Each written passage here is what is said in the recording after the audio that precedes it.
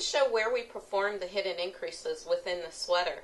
And this is a single taper sweater, meaning that we're only increasing within this sweater. We're not tapering in for the waist and then increasing for the bust line. It's just a single series of increases up, which creates that dolman shape.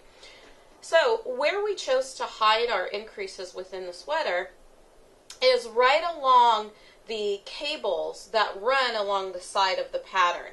And when you look, what I did was I marked off my increases with yarn. So the first increase that I did was on the outer edge of the knit stitch. So when you start this cable pattern, it's a knit one, purl one. What I did was I performed a lifted increase and right leaning and then left leaning. And so it became a knit 2, purl 1. So that's the first one here. Then on the next increase, so it's every 8th row, so on row 9 on the right side row, I then increased within the knit stitch on the inner side of that cable. And you can see how it's very gradual, and you really can't tell because it's running right along the side of your pattern.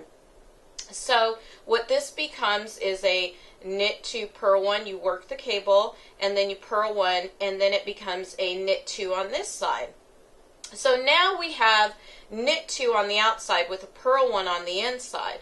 What I then did was, within the purl stitch on each side, the outer purl stitch, I worked another increase on both sides.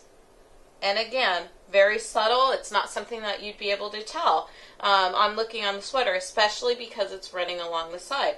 So the first purl stitch increase occurs here, and this is where we start every 6th row.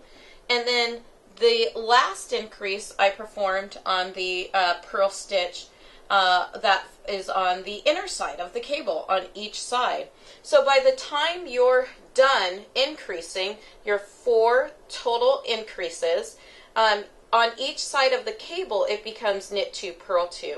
And this runs all the way up the length of the sweater.